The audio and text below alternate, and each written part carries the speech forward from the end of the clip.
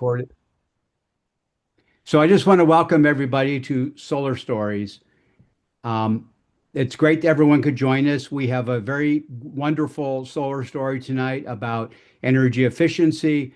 I just want to acknowledge our sponsors, Eagle, Harvest Energy, Harvest Solar, Homeland Solar, Serenergy, and as well as Sumter Solar out of Belleville. So we have a good turnout tonight, and I'm going to turn over to Phil. And Phil is our treasurer of GLREA, but he's had the pleasure of working with Amanda. And Phil is one of the key reasons why we invited Amanda to speak. So I'm going to turn over to Phil to introduce Amanda. All right. Well, hello everyone. In as we all well aware, in the age of double digit, increases from our utilities at twice the rate of inflation over the last 10 years or more. Actually, energy rates have actually doubled in cost, I think, over the last 10 years. But one of the most impactful things we can do to reduce our energy consumption is to improve the efficiency of our home dwellings, and um, and as we look forward to things like more geothermal, it's really important that that before you embark on on an expensive project like geothermal, uh, to improve the efficiency of your house. So Eco-Intelligent Homes is in Farmington Hills. I think Amanda is a member of Michigan Saves, which is an important institution that helps keep interest rates low for people who want to finance renewable energy projects here in Michigan. And um, and of course, she's the founder, and she's not just the CEO. I mean, just the person in charge.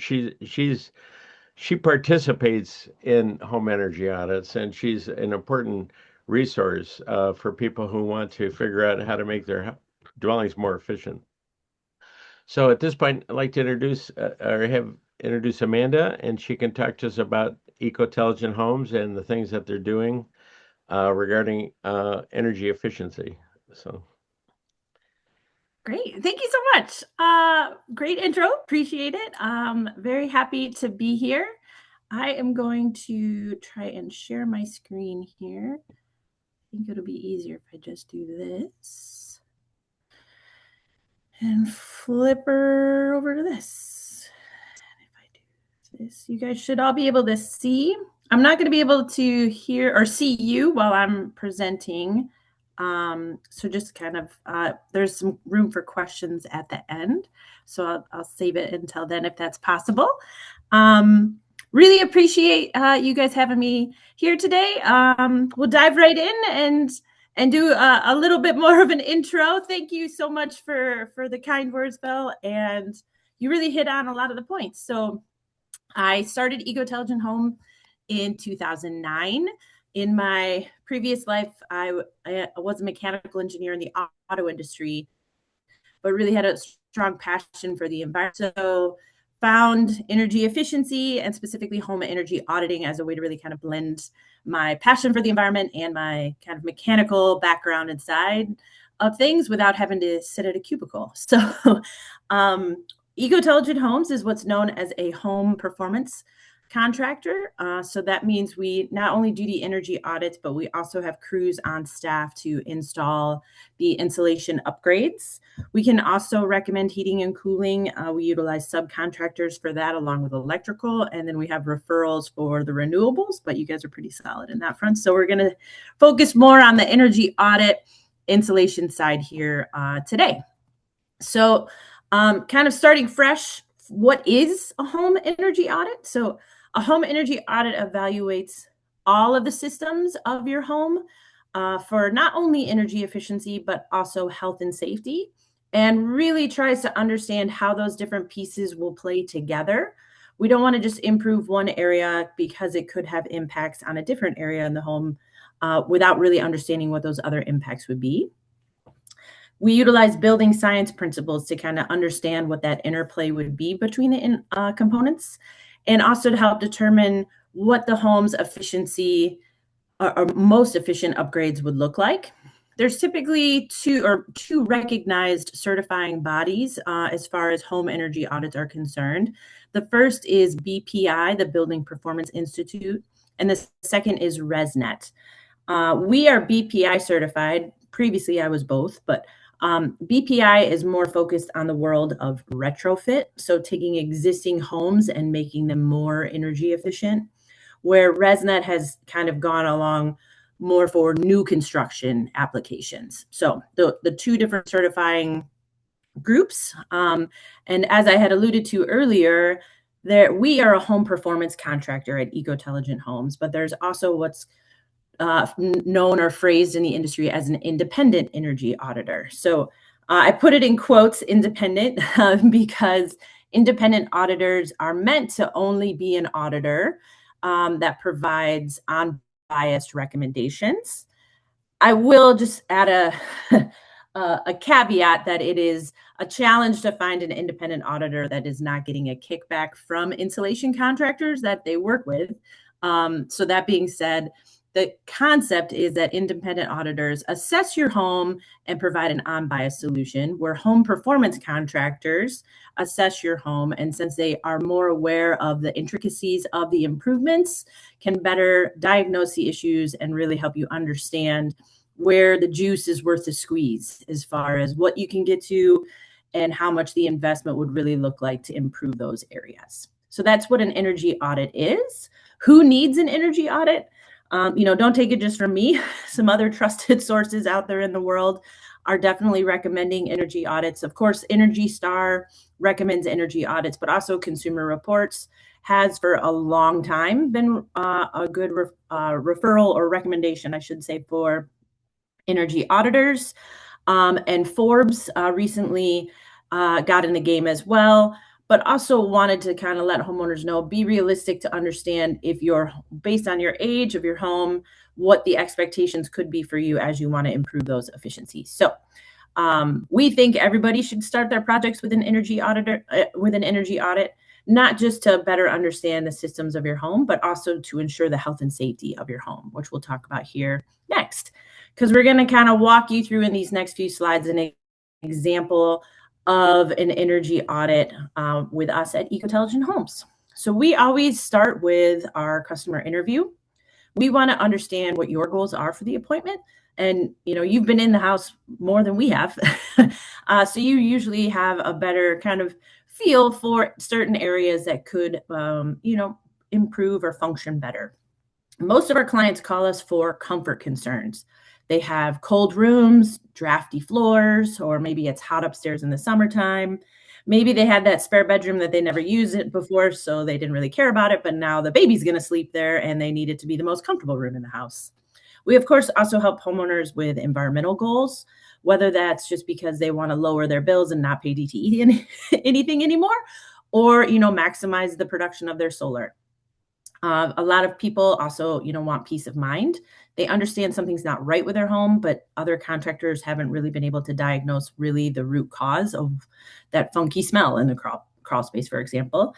And some homeowners just have planned maintenance schedules and they know insulation's on their to-do list, or that they have some aging equipment that they want to address. So those are typically kind of goals for our customers.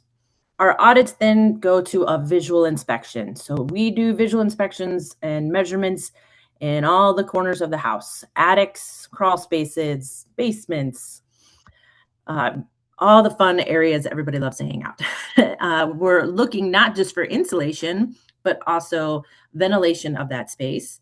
And when, windows and doors also play a component in what we refer to as the building envelope. And when we assess the building envelope, we're typically looking for two key things. The first is what we would call a thermal barrier, and the second is an air barrier. So thermal barrier, think like wool sweater. Air barrier is like a windbreaker. We want both together to make that winter jacket.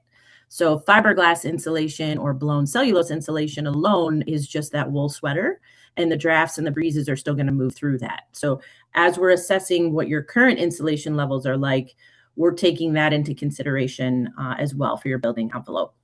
Once we understand your building envelope, then we'll do some inspections on the heating and cooling equipment to understand the efficiency of the units as well as the size of the units. So how much of what's their output that they're distributing to the home. And then we do what we call a CAS. CAS stands for Combustion Appliance Zone, and that's where we do the health and safety checks. So we're checking for natural gas leaks, and we're also ensuring that the exhaust from your furnace and water heater are leaving the home like they should be, because they don't always do that. And then we're, of course, checking the carbon monoxide levels in the exhaust. So this is kind of a harkening back to my automotive days of measuring efficiencies on engines, but now we're doing it on water heaters. But really, we're measuring to see what the burn is like. Is the water heater or furnace functioning as efficiently as the model tag says it should? So that's CAS, or Combustion Appliance Zone. A unique thing that we added at Ecotelligent Homes is also indoor air quality testing. So testing for not just temperature and humidity and VOCs, but also particulate matter, doing inspections in the home for mold and asbestos and other items that could negatively impact indoor air quality. Since we're going to be looking to reduce the drafts in the building envelope, that means if there is bad indoor air quality inside the house, we're going to be trapping it inside. So we need to know what we're starting with and if we're starting with a healthy environment. Then we get into some of the kind of what I would call fun tests. Typically, if it's an older home, we would do 2 thermal scans. The first is to identify areas of missing insulation.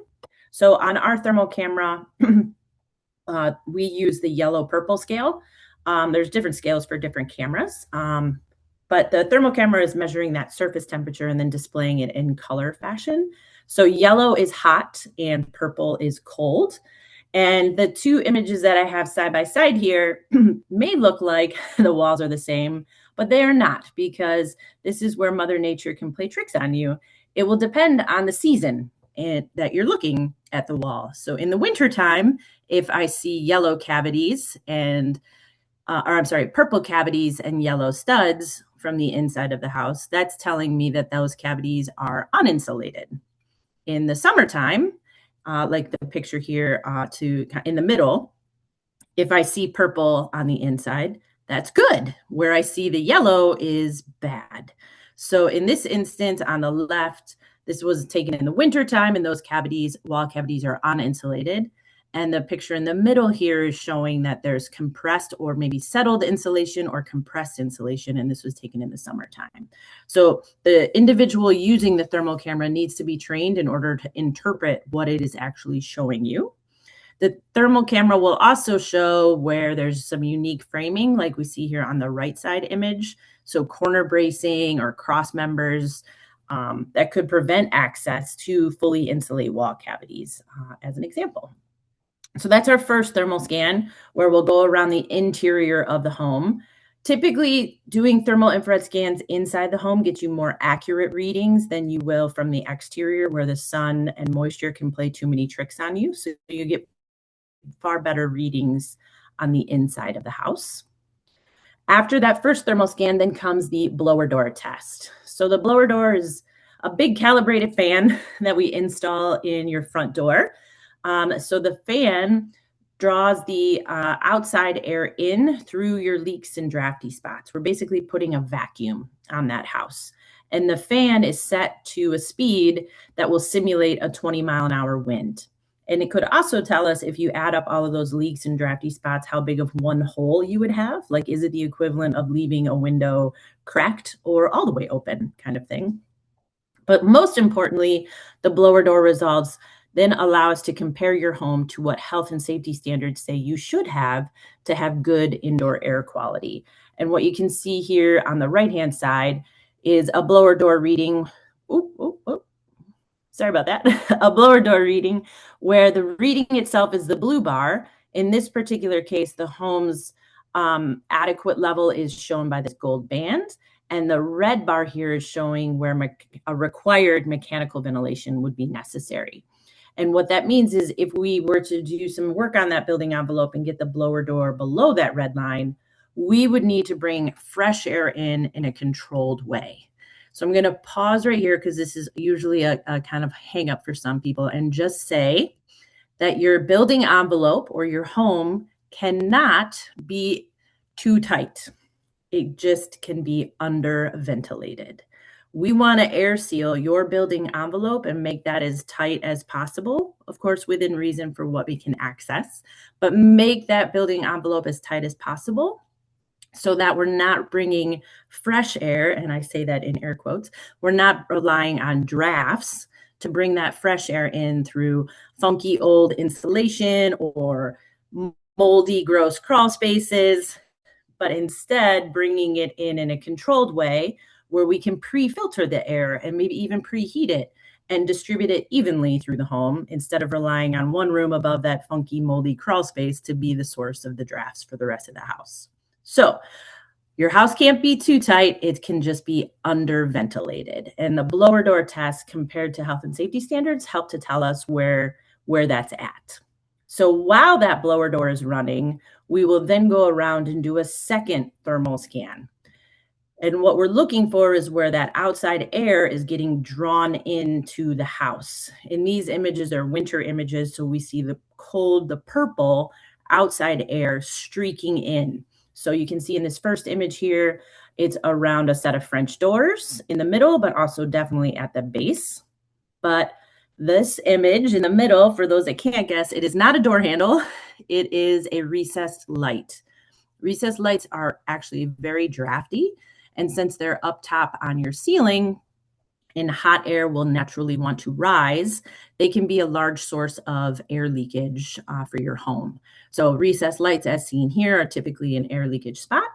And then along the base of the floor here, this is an addition above a crawl space and showing a lot of leakage at that flooring and cold flooring in that space. So as part of our energy audit, we go around the home and take pictures. Typically, these images are taken side by side with a standard image and the thermal, so you can have reference points for what you were looking at as you were going around the home. All of those findings are then put together in a proposal that we review with the homeowners, typically on site. And some examples here are the listing of the areas we evaluated, what Energy Star wants to see to meet their insulation levels, what we measured or had to estimate for that thermal barrier, and if it was paired with the air barrier or not. So we want both, we want both columns here green, and that would indicate they're good, red is bad. And then pictures that were taken from the visual inspections of your actual home. We put not only together the findings, but we compile 3 recommended improvement packages, kind of good, better, and best, with pricing to install those, as well as outlining any rebates or tax credits that you may be eligible for with those, and including monthly payment to finance through Michigan Saves.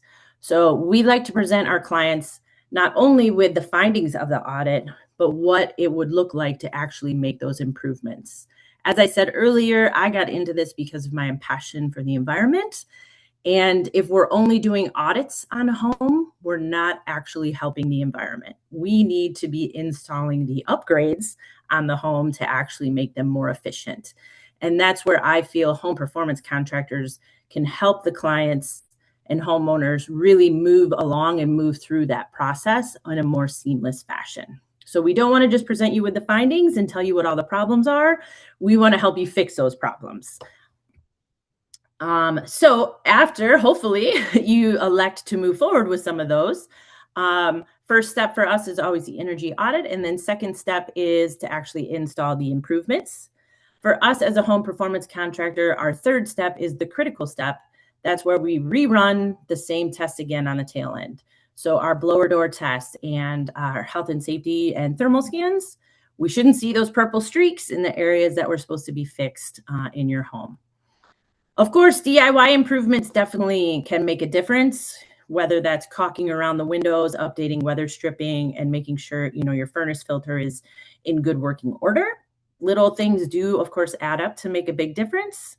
But then we can get into some larger scale efficiency upgrades, and some examples of my team and our upgrades are shown here. So a team working in a crawl space that we encapsulated, reconnecting some ductwork and sealing that ductwork with a mastic so that the seams and connections, there's no leakage.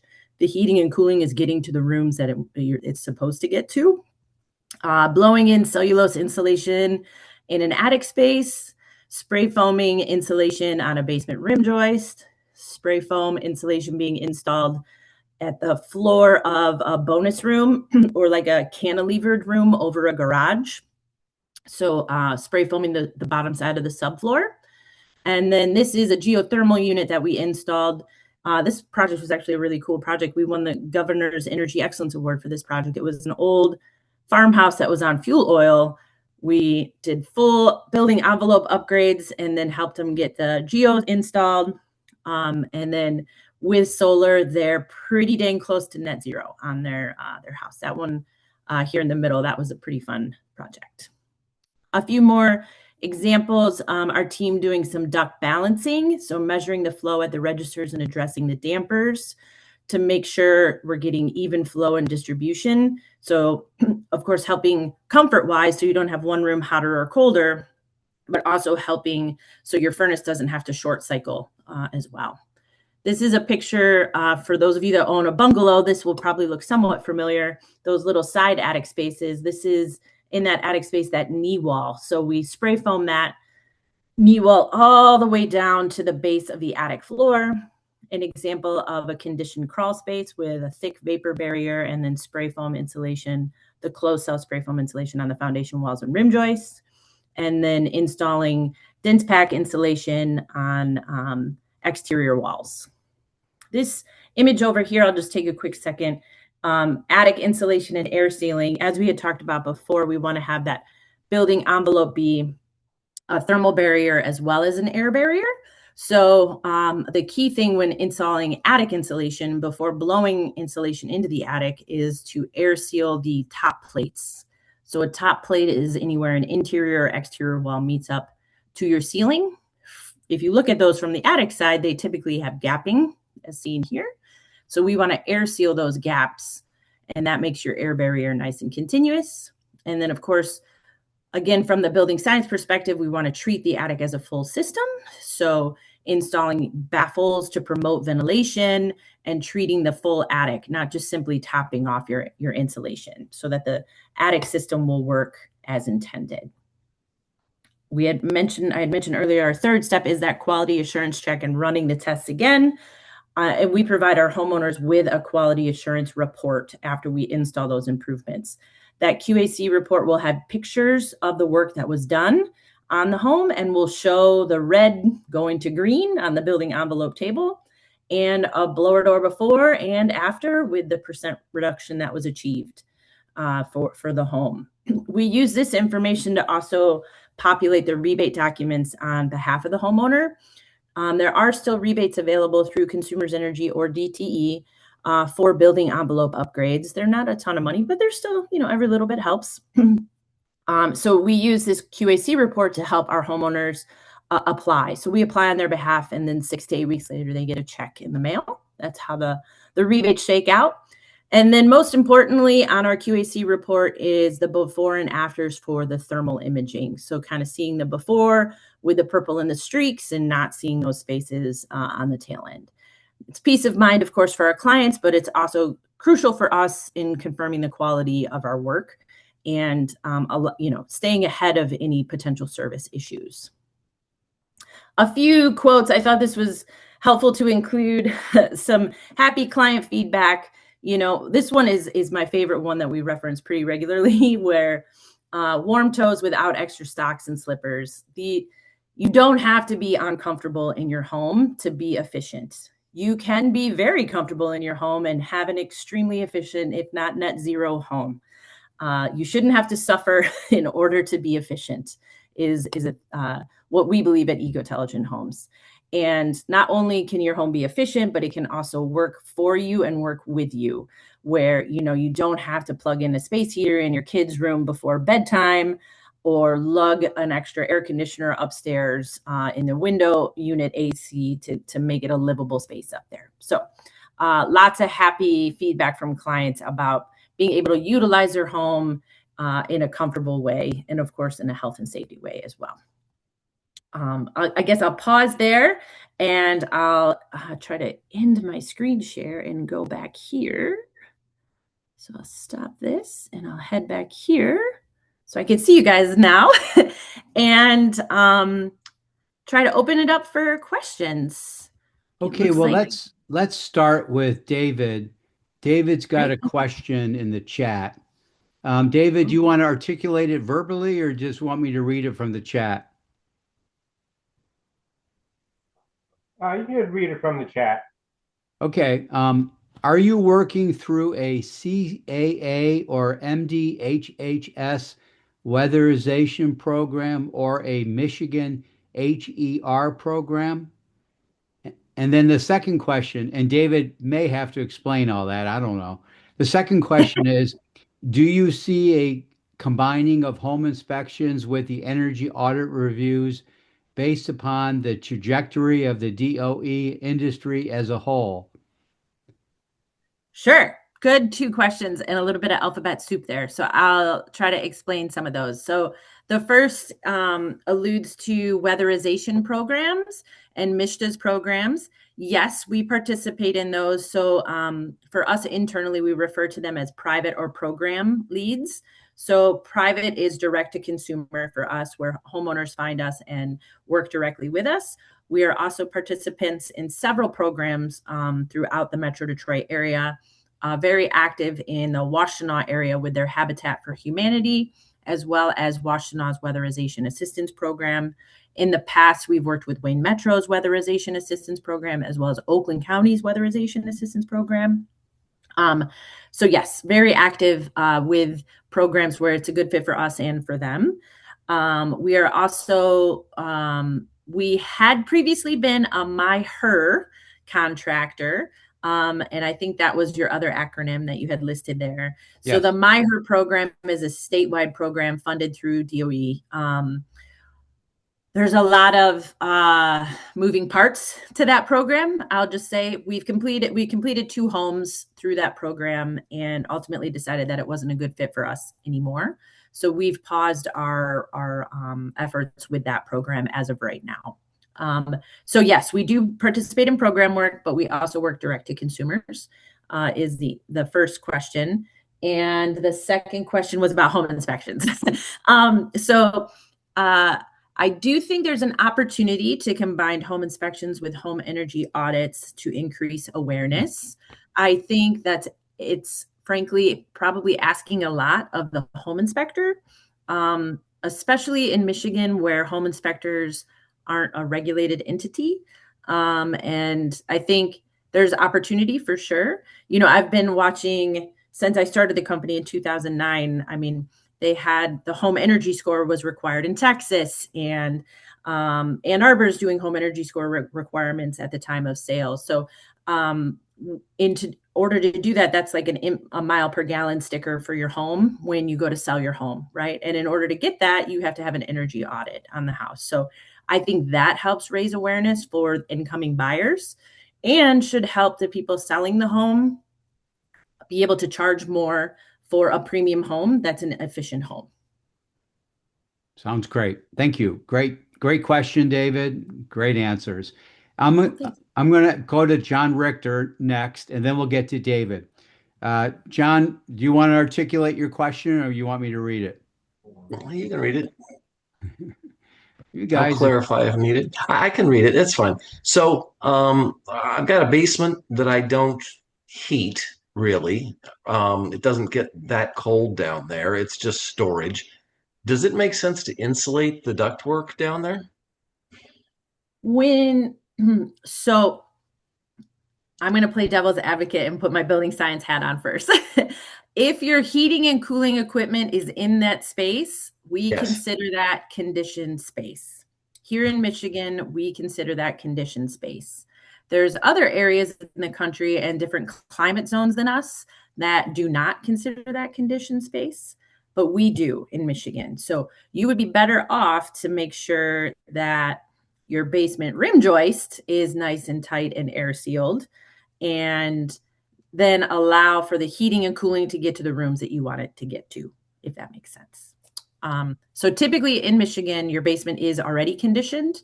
So you should have a stronger building envelope at your foundation, and then you can look to air seal or seal your ducts so that more of the heating and cooling gets to where you want it to get to with better control. Hopefully that helped answer your question. Do you have a follow-up or clarifying question? I do have a follow-up on that. Though. So the air sealing of the ducts, what do you spray in there? And is that off-gassing anything into the air? There's two methods to air seal a duct. Great question. So if you can access the ducts in your basement, you can do it from the exterior with a painted on product called Mastic. And that's a water-based product that's designed to flex with the heat because ducts get very hot and cold, hot, cold. So it's designed to flex, excuse me. So painted on Mastic, that's actually a DIY thing you could do. We do it too. It's just time consuming more than anything. And that's all from what you can access on the ducts. The other option to get the full duct system, like for ductwork that's inside the wall cavity spaces or running up to the second floor, as an example, is a product called AeroSeal. We utilize that install that with a subcontractor. Quick answer is that it is made out of the same stuff as a pacifier. Is there off-gassing? Yes, they run air scrubbers during the install, but it does not continue to off-gas once it is cured. Similar to the closed cell spray foam, actually. John, Okay, you have a question also in the chat about. Yeah. Go ahead. So my house is 2 years old, and unfortunately, the builder used 2x4 frame walls and put in fiberglass, sealed stuff up nice. I'll give them that, but they didn't put on any exterior, foam or anything, right? So it's just 3.5 inches of fiberglass. Now, half of it's got vinyl siding on it, but half of it's got that faux brick that they put on, right? So I'm wondering, is it practical or sensible to peel that off and put foam under it? Or is that just like way too much work? I mean, if you are already planning a redesign on the house, or if you have to pull it off for other reasons, it might make sense. But to just add foam board, it probably does not make sense. And you'd be better off to invest that money maybe elsewhere. Like, I obviously haven't seen your home, but typically a lower hanging fruit item would be like spray foaming that basement rim joist that I had just mentioned. Even if there's fiberglass in there, getting that fiberglass out because it's only a thermal barrier, not an air barrier, and installing spray foam would have a better result than peeling back all of your existing stuff to just add an inch of foam board. All right, thank you. Okay, we'll go now to Dave Curtis. Go ahead, David. Thank you. It's very interesting. My question is, can you give us some kind of a idea of how an energy audit is priced? Oh, sure. Millions. So our energy audits start at $150, and that's based on square footage. It goes up to $300 just based on the size of your home. So I think for like a 2,500 square foot home, we do $200. And if you do decide to make those improvements with us with the building envelope upgrades, we'll actually credit you back the cost of the energy audit.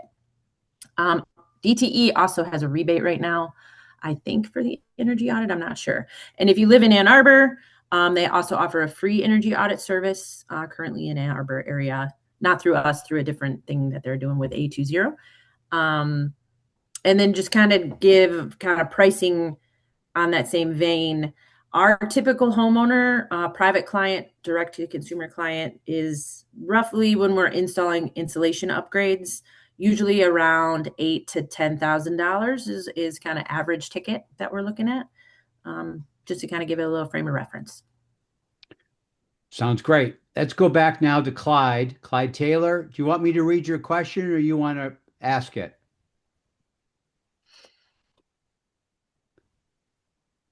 Okay, I'll ask it. Are you familiar with the Just Biofiber Hempcrete construction system? No, is the short answer.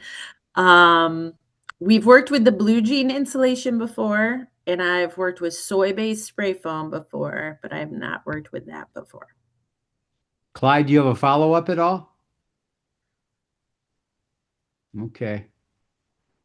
Okay. It doesn't sound like it. Well, there. Go Now ahead. I'm on. Now I'm unmuted. The question I had, excuse me, I would encourage you to look on YouTube. There's a YouTube called The Harmless Home, and it's. I was asked back in 2019. I'm a farmer, and I was asked by the National Farmers or the Michigan Farmers Union president to look into the utilization of hemp grain and fiber because industrial hemp got authorized by the USDA to be used in 2018. So in my research, I come across this outfit out in Alberta that was building like a Lego block out of concrete. And the old sea captain built this magnificent house out on a mountaintop in British Columbia using that technique. And it was, look at that. I'm looking right now. Okay. It's about Cool. a 16-minute video. Yeah, And thanks. I'll check it out. Appreciate it. It's really impressive.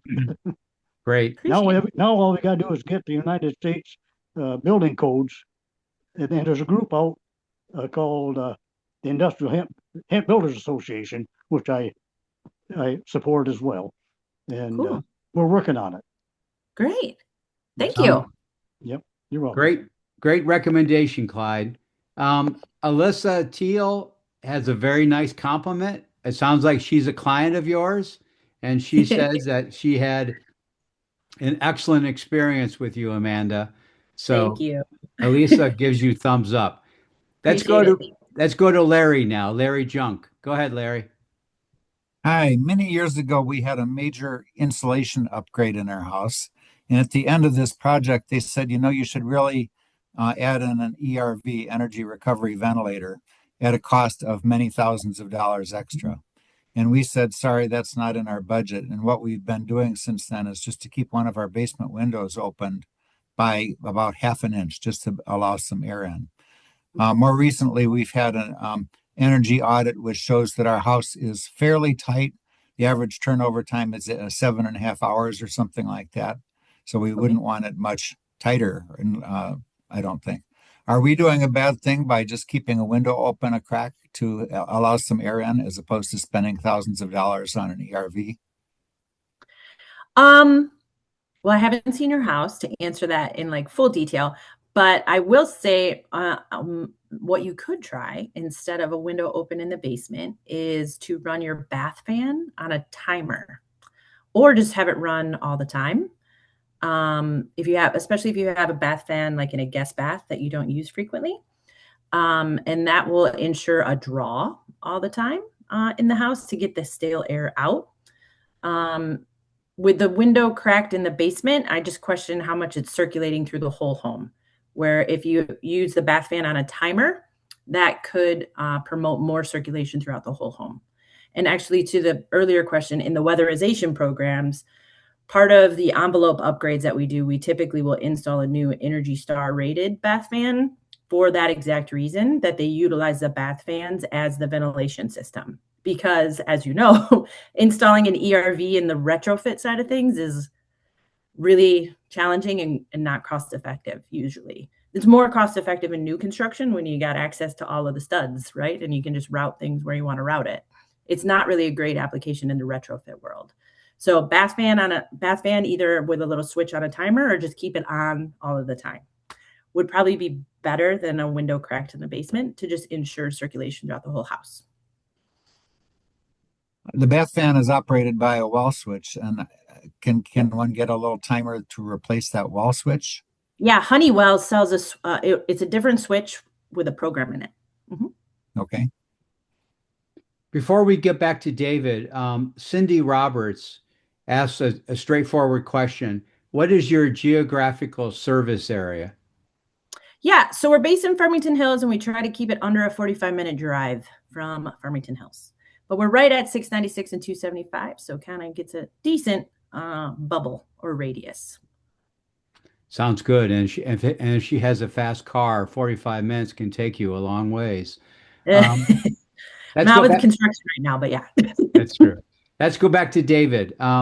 David, this is a question from David. Have you run into any of the situations where the inspecting company that is also doing the repairs, is that a conflict of interest under any of the government-based programs you are working under? The inspecting company installs the improvements. Right. So in the weatherization program, it depends on how the program's funded. So in some programs, we only are the insulator. In some programs, we are the auditor only, and in some, we are both. But then if we are both the auditor and the insulator in all programs, actually, even if we do our own quality check at the end, they have a third-party quality check on the tail end as a follow-up to us. So there's always tons of dotting I's and crossing T's in federally funded, especially funded programs. So happy to say, though, that our quality assurance usually comes back pretty clean. Perfect. We'll go to Beth next. Beth Veneer has a question in the chat.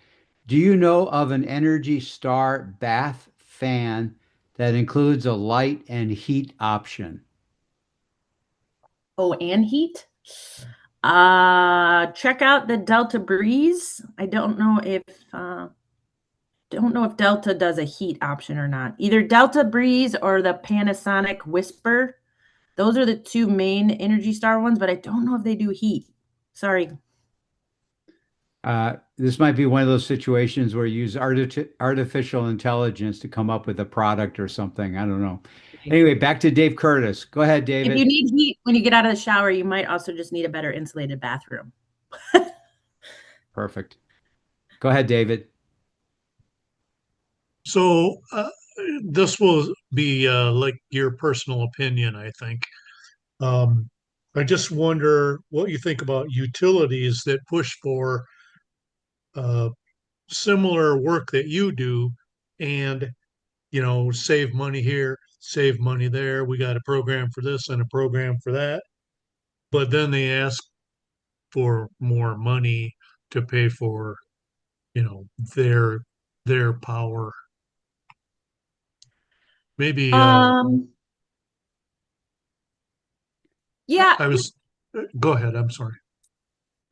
I guess I would just say, I mean, that's the world we live in with the regulated monopoly, right? Like MPSC is the one that's making them run these efficiency programs, and then MPSC is the one that's allowing them to increase rates. So we participate in a lot of those programs as Eco-Intelligent Homes. So, I mean, I'm not saying, I love those programs. They help us. And I can tell you that we've helped a lot of homeowners that wouldn't be able to afford those upgrades otherwise. So I do think those programs are important. And how they're funded and the percentages of the funds and how they all get split out, that's a little above my pay grade. The other part of the answer, David, and for everybody, is that state law requires the utilities to do energy efficiency work in the state. It goes back to the 2008 Public Act 295.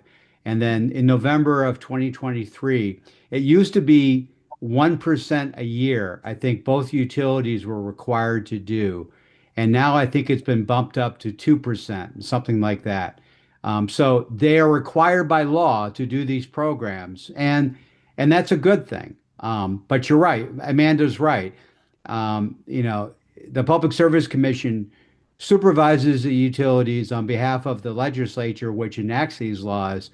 And so the Public Service Commission has multiple responsibilities, not only to make sure they do the energy efficiency work properly, but they also have to evaluate whether, in fact, the proposed rate increase that they may submit, whether it's justified or not.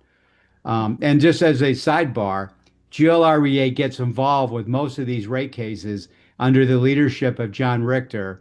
And so we're trying our best to represent residential and small business for that matter, to make sure that utilities proposals are legitimate and not just padding their bottom line for their shareholders up in Wall Street.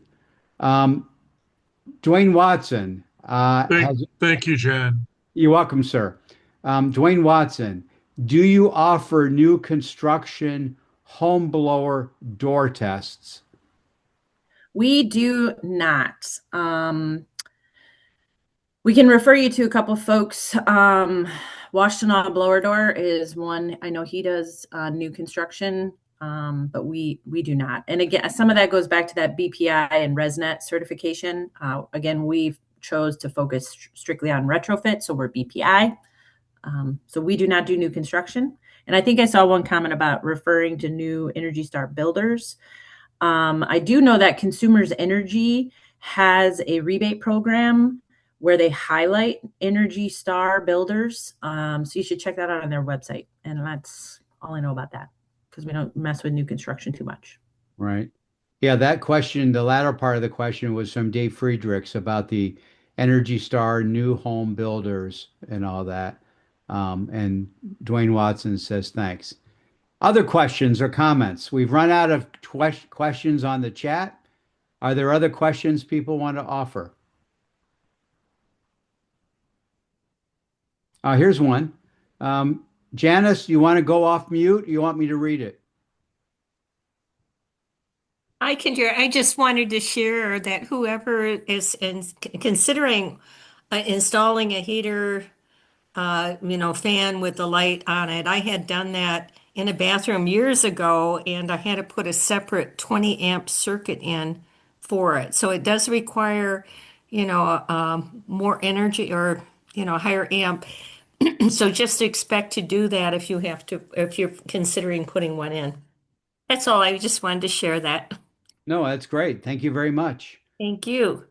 Other questions, comments? Well, I think this has been an excellent session. I want to thank Amanda for joining us. I think she has presented an approach that makes a lot of sense. I mean, and obviously the energy audit is very reasonable, $150 to $300. You can't beat that. And she's going to provide an analysis, and then she'll lay out a series of 3 scenarios on how, in fact, you can make improvements to your home. And then, of course, you made the great argument, which makes a lot of sense to me, that when you sell your home, you can get back everything you've invested in your home, because a person that's buying your home after you've made all these improvements, they're going to get the benefit of a much tighter building envelope. It's going to save them lots of money on heating and cooling and anything that your solar powered home is driving.